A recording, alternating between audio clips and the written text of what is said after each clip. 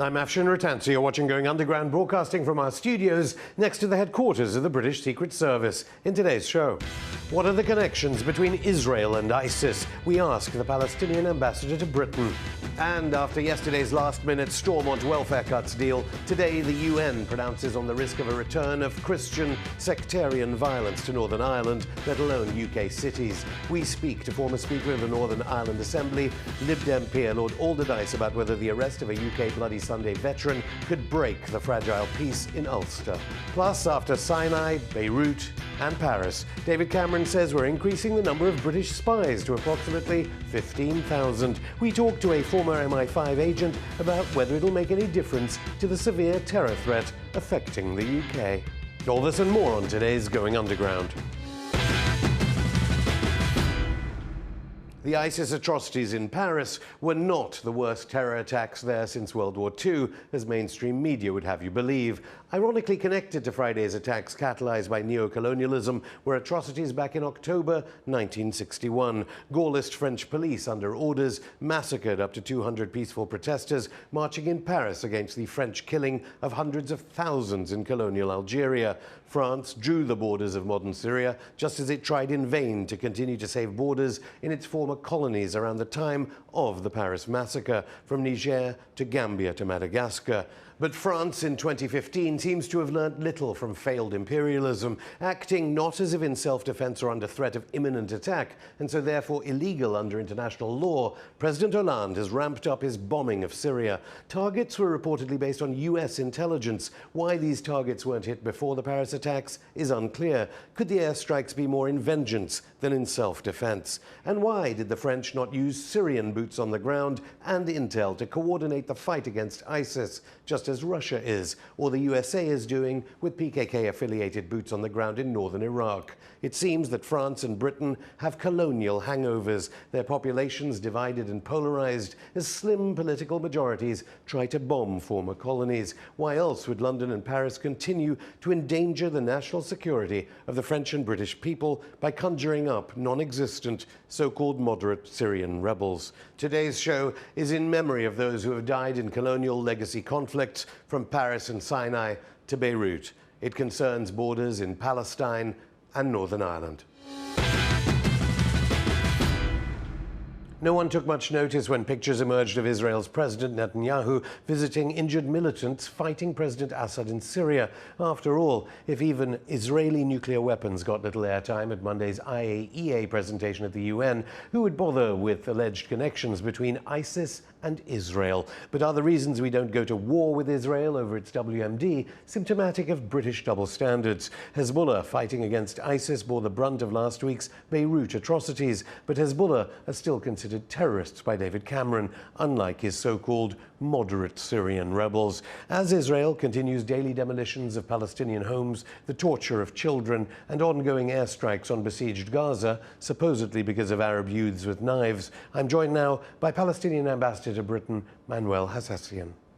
Thank you for coming back, Ambassador. Thank you, sir. What do you think? There won't be much talk about Israel's WMD program, symptomatic of Britain's relationship on these things? Well, actually, you know, Israel has got away with all kinds of impunity in the West Bank. They never even implemented any UN resolutions that were in favor of the Palestinians. And when it comes about weapons of mass destruction, it's only the Arabs who will be penalized. It's Iran who will be penalized for having a nuclear, file, whatever. Israel, is above international law, unfortunately, and it is supported, by these big powers that claim to create stability in the region, while they are actually supporting a state of Israel that has more than 300 nuclear warheads. Although, of course, Iran would deny even a nuclear arms program. So what would you tell David Cameron about events right now? Because we've seen an uptick in violence, if that's the right phrase, in the occupied territories. Well, I will tell Mr. Cameron to put pressures on Israel to stop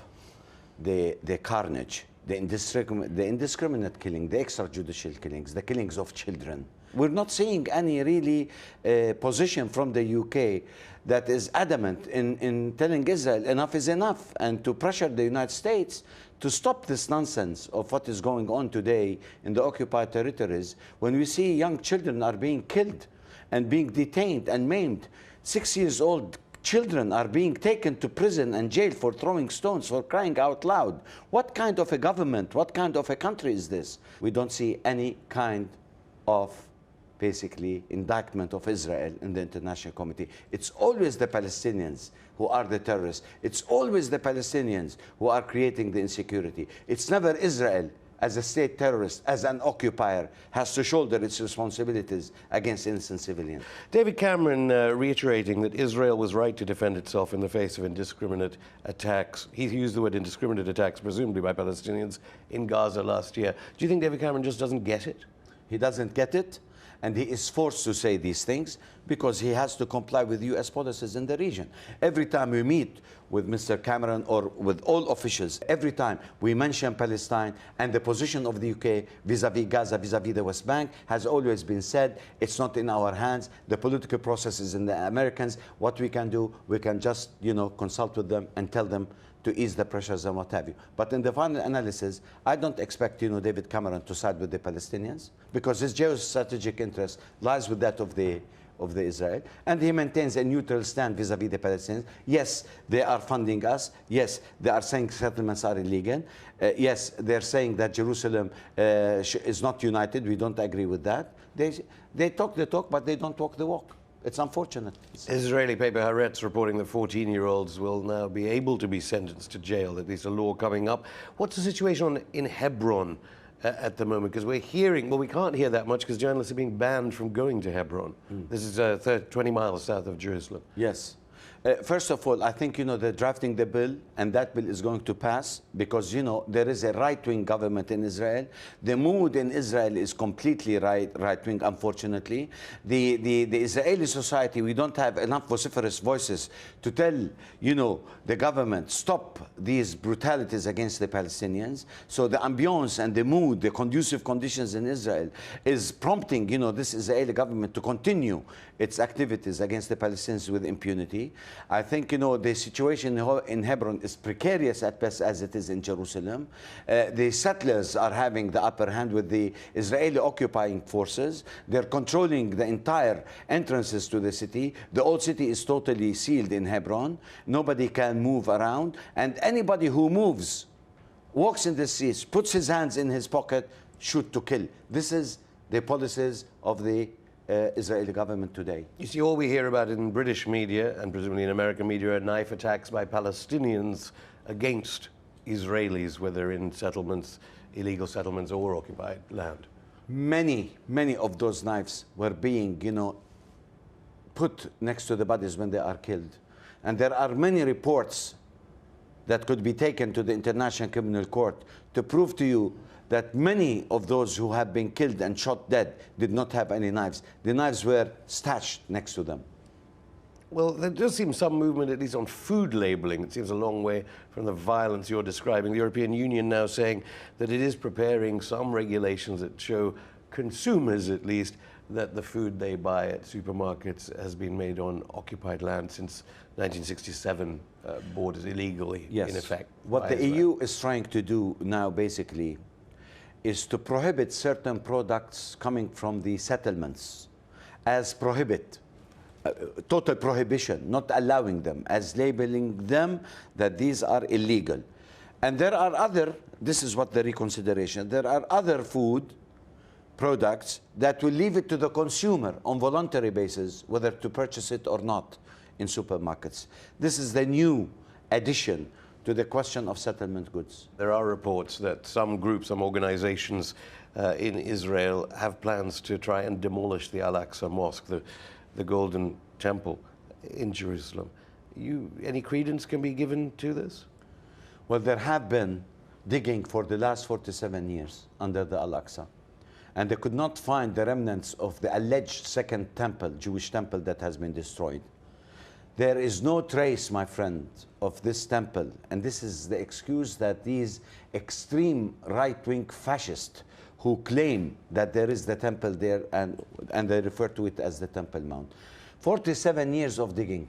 The Al-Aqsa Mosque is going to crumble because of these diggings, and I tell Israel hell will break loose if that happens. Now, of course, some people might say they've seen Palestinians, video footage of them with knives. You don't think that's a sign of desperation, not only against Israeli occupation, but against people like you and the Palestinian Authority and their failure to unite against illegal occupation? Well, actually, I mean, nobody can deny that, you know, the Palestinians have resorted to the minimum. And that minimum is the knife. You know, facing an Israeli with K-16, with M16, all right? So this is the minimum. And this is an act of desperation because he knows, or she knows, whoever is going to slash or use the knife against the Israeli, settlers and not civilians, settlers, soldiers, and most of the incidents were against settlers and soldiers. I insist on this, all right? Knows that this is an act of desperation. My friend, 48 years of occupation, 22 years we have been embarked on a peace process that brought nothing except they quadrupled in terms of settlement, settlers and in terms of settlements. Now we have almost 670,000 settlers in the West Bank and East Jerusalem, while in 1993 we had only 191. Now we have more than 100 settlements. Nothing has improved on the ground. Is that nothing because you haven't unified with other Palestinian groups? No. I mean, there's a rare show of unity the other day. Hamas MP Khalil al-Hayya says differences need to be set aside now and there should be a united front. Is the Fatah finally going to sit down with Hamas and unite? No. Maybe with the Hezbollah? desperation is with occupation. The desperation with the peace process. The desperation... Not against the corruption of the Palestinian Authority? Please. The desperation is against the international community, not putting pressures on Israel, not to go back to the negotiation table. The economic situation, the relative deprivation, the demolition of houses, the extracting of people from their houses, you know, the building of the wall, the setup. All these acts during the last 22 years have not bore any fruition. So these kids who are on the street voluntarily came on the street because of the frustrations. And these kids were born after the Oslo Agreement. So you're talking about a completely new, different generation. Now, the question of unity, my friend, this is an internal Palestinian issue. Today, Hamas, Jihad Islami, everybody are united in defying this occupation. Because the defending of the Al-Aqsa Mosque, the defending of the Abrahamic Mosque in Hebron, the defending of our people, you know, is something goes beyond factionalism and well, you say it's an internal issue. The leader of the opposition here, Jeremy Corbyn, has fought for peace in the Middle East all his political life, and he's always fought for all these different sectors. Can you not just get it together for a united front now? We are getting it together. And there have been a lot of... With Hamas, with Hezbollah, with everybody. With all of them. All of them. Concerning this conflict now, we are united because, you know, my friend, in the Middle East, the issue of religion could mobilize upon all differences in political ideologies. The two words, Allahu Akbar, will bring all the Muslim people together, including even the Christians in Palestine. And just very finally, any truth, do you think, on Israeli help for ISIS? There were pictures, famously, Golan Heights pictures. Could it be that Britain is on the side of the Palestinian groups like Hezbollah and others in the fight against ISIS, and Israel is on the side of ISIS? My answer to you, I'm not going to meddle in this answering this question, but if you are smart enough to read between the lines, you can draw the right conclusion. Ambassador, thank you. Thank you. We contacted Israel's London embassy about the allegations made in that interview, and they told us that they don't see any reason to comment.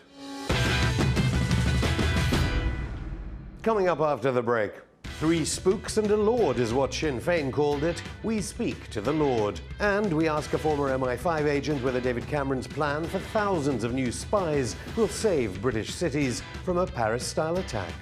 All this and more in part 2 of Going Underground.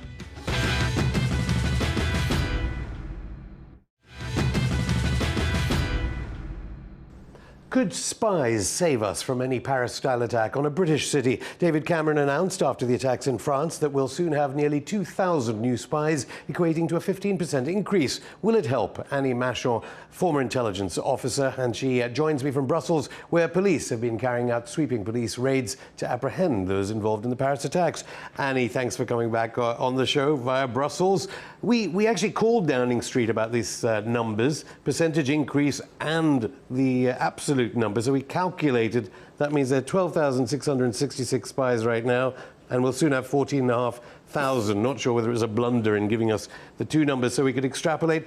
Are they going to stop an attack on a British city? I'm sure they will do their best. However, I think at the moment they're drowning in information with all this sort of electronic surveillance that's going on, that they just don't have the capacity to get through all the information that's coming in and actually work out who they should be targeting specifically. We're seeing that in France as well. This is an argument for going back to good old-fashioned spying, where you target and investigate specific individuals rather than this sort of blanket dragnet surveillance where they're just sucking off the fire hydrant of information. So fast-tracking the snoopers' charter, that won't do anything either. I think what it'll do will retrospectively legalise what GCHQ has been doing at the behest of the NSA over the last few years anyway. That's probably the purpose of the snoopers' charter. It certainly was back in 2013 when it was first mooted.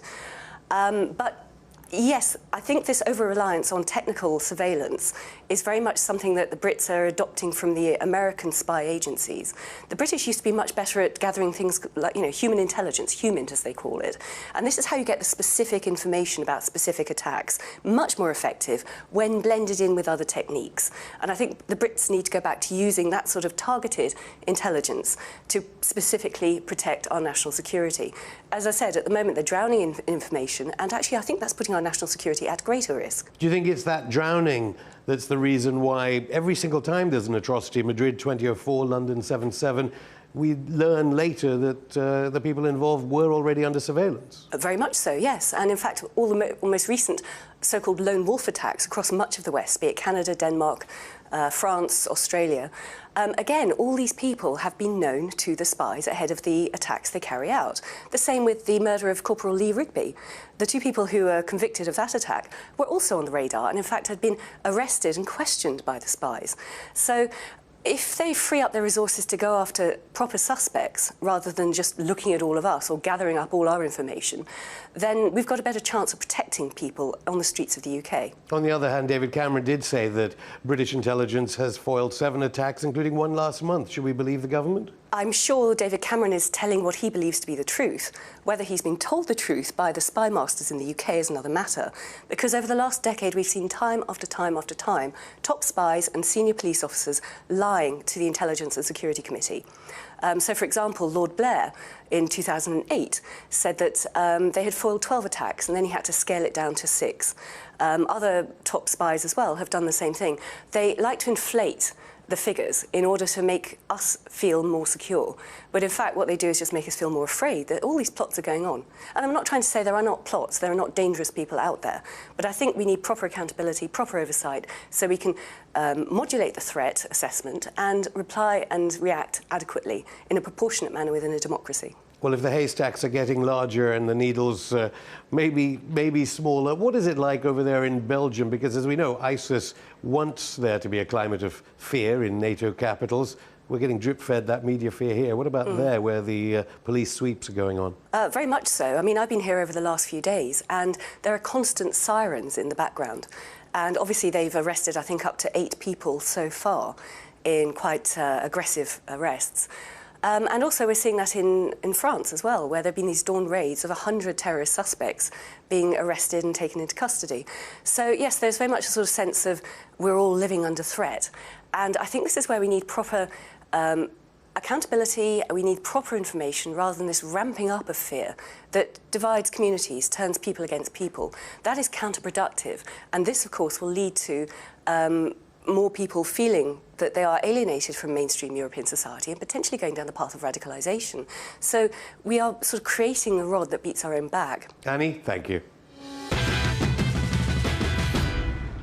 When the UK government announced post-Paris heightened security against terrorism, one could forgive those in Northern Ireland for saying plus ça change. People in Belfast live with heightened security every day. The UN today presents preliminary findings about the legacy of the Troubles, while fears increase of a return to Christian sectarian violence in the province. It comes after the first arrest of anyone connected to the events of Bloody Sunday, when UK paratroopers shot dead unarmed civilians in the streets of Derry back in 1972. With me is the former Speaker of the Northern Ireland Assembly, Lord Alderdice. He's the Liberal Democrat principal spokesperson for Northern Ireland in the House of Lords and was a member of the Independent Monitoring Commission that played a key part in the fragile peace that exists in the province today. Lord Alderdice, welcome to Going Underground. Before we move to recent events in the province, let's talk about Rising. We have Shadow Foreign Secretary Hilary Benn who was speaking, former Prime Minister Gordon Brown. What were you talking about? Speaking about the issue of conflict, particularly as it relates to the Sustainable Development Goals, which were recently agreed by the United Nations. One of the slightly disappointing things, and there are many good things about the SDGs, is that resolving conflict was relegated very, very low down the list. Although it's #1 priority in the foundation of the United Nations, which produced the SDGs, it's one element of 3 in SDG 16 out of 17 SDGs. So it hasn't really had a very high priority. And part of the idea of Rising is to raise the priority of resolving and addressing conflicts. Whenever we were trying to deal with things in Northern Ireland, resolving conflicts was what a lot of world statesmen were doing, whether it was Clinton, Gorbachev, de Klerk and Mandela. Now world leaders seem to be more focused on conducting conflicts rather than resolving them. Conflicts that have kind of been resolved may come back. What was your view of the news of a former paratrooper being arrested allegedly for the actions on Bloody Sunday in 1972? Well, if there are issues that need to be resolved legally, of course it is quite proper and appropriate that they are dealt with. But when we're talking about conflicts, and you're absolutely right to say that conflicts sometimes find themselves coming back into play, because this is all about relationships between groups of people. And what we know about relationships between individuals is it's never something that's sorted. It's something you've got to keep working at and keep addressing all the time, whether it's because of memories of things that have happened in the past or fears of what might happen in the future. So if there are issues that need to be addressed legally, that's important. But if there are issues that need to be addressed in terms of the relationships between the different communities in Northern Ireland and outside Northern Ireland, then that's something that has to be addressed as well as simply the legal question. It was inevitable, wasn't it, that if the PSNI were investigating it as part of a legacy operation, that we would see arrests like this? Perhaps that's true, but I think there does have to be a little bit of care about this question of arrests. If you recall, one of the reasons that Northern Ireland is now in a bit of a political crisis is because the police arrested a number of people after 2 shootings in Belfast. Turned out that none of those people were actually taken to court, convicted of anything at all. They were released without any charges. And yet we were left with a political crisis to address because arrests had been made, perhaps not on the best basis. Do you think that as we get to know more about what the British were up to on Bloody Sunday, it may break the peace agreement? I don't think so, no, because I don't, to be honest, think that anything that anybody says about what happened during this horrible period of the Troubles is going to be a big surprise to anybody. It may be striking if somebody in officialdom, or indeed somebody in the paramilitary side, says something and owns up to things that they have denied. But quite honestly, most people in Northern Ireland and in Ireland as a whole have a pretty clear idea of the kinds of nasty things that went on all sorts, as is the case in wars, whether they're civil and domestic troubles or whether they're wider than that. But I think it is important to try to be as straight as possible with people. One of the reasons the Monitoring Commission was formed was because people no longer trusted what the British government said. And one of the reasons we had to be pretty fearless in what we said was to try to create a sense of trust that if there was evidence for something, we'd follow it and we'd speak about it. And it's a very important principle of government. And one of the reasons why we're in difficulties more widely in democracy is because people have a sense that government depends too much on spin and not enough on telling the truth about things. So is everything okay now? Because you were so quick in the past few days to say we don't need a reprise of the Independent Monitoring Commission given the turbulence, shall we call it, in Stormont. Yeah, and the reason I said that was twofold. First of all, because I did not believe that any report that would come out would be a substantive report properly checked through unless it went on for a period of time. The Independent Monitoring Commission took about 2 years to become really credible because of what it was doing, because people didn't trust official bodies. It went on for 6 or 7 years. I didn't believe that something that was produced over a period of 2 or 3 weeks, where the police and the security services would produce a report, which they do for the Secretary of State every week anyway, and their homework would be marked by 2 or 3 distinguished individuals, who would not have time to build up a network outside of the security services and the police, because that was the crucial thing about the IMC. We had a huge network of people in official, unofficial, and indeed all sorts of areas where we were able to check and triangulate things and produce for the people a really considered report from all sorts of aspects. What did you think of largely discredited prevent policy of the Labour government, which the Tories have revamped or at least tried to change? What should we be doing when it comes to Islamist terrorism here in Britain? Well, I think, we've got to be rather more thoughtful in the way that we approach things. I have to say that I was pretty disappointed in the Prime Minister's speech in Birmingham in July. It wasn't that it was an unconsidered speech. He and his colleagues had been working at it for a long time. So it was a thought-through speech. But let me just take two things. First of all, he said, this is nothing to do with our foreign policy. He didn't want in any sense to own to the fact that the sorts of things we do, not just domestically but internationally, might have an impact on whether or not people turn to violence. Not to do with justification, but whether or not people might pick it up and react to it. To deny that is just, it seems to be crazy. Secondly, we're largely dealing with young people. The prescription in terms of the Muslim community is to try to give more airtime to more moderate imams. Anybody that knows anything about young people knows that a project which says we're going to make young people attracted to moderation is on a hiding to nothing. It's absolutely crazy. It shows no understanding of dealing with young people generally, never mind young people in the Muslim community. So I think we really have to be more thoughtful and sometimes confront the fact that things that we do, which we may well feel are justified, may well nevertheless contribute to a difficult and dangerous situation. What do you think about Enda Kenny's kind of intervention into the European debate? All the work that was done for the peace process could be shattered, and as the border between Southern Ireland and the north went back up. You share his fears? I think the Taoiseach was absolutely right to raise this question, because there hasn't been a lot of conversation in Northern Ireland about it. People in the south are much more aware of it. But we've done a huge amount of work to get over that question of a border that was unhelpful in the relations between the northern and southern parts of Ireland. And for us to find ourselves with a border going back up again there, and indeed a border potentially coming up between Scotland and England, and the problems that would create for the identity of northern Protestants, I think it's absolutely right to raise a considerable concern about that. Now, if people vote, they vote. But they need to vote on the basis of really understanding all the potential consequences. And that's why we're trying to get a serious conversation going in Northern Ireland about the whole question of Brexit and all its potential implications, including the one about the border that the Taoiseach quite properly raised. Lord Alderdice, thank you. You're welcome. That's it for the show, but join us again on Saturday when Britain's former ambassador to Syria tells us whether British foreign policy has fueled terror attacks on European cities. Get in touch via social media. Watch RT UK News with Bill Dodd on the hour from 7 till 10. See you on Saturday, 41 years since the Birmingham pub bombings killed 21 people, which led to the miscarriage of British justice for the Birmingham Six.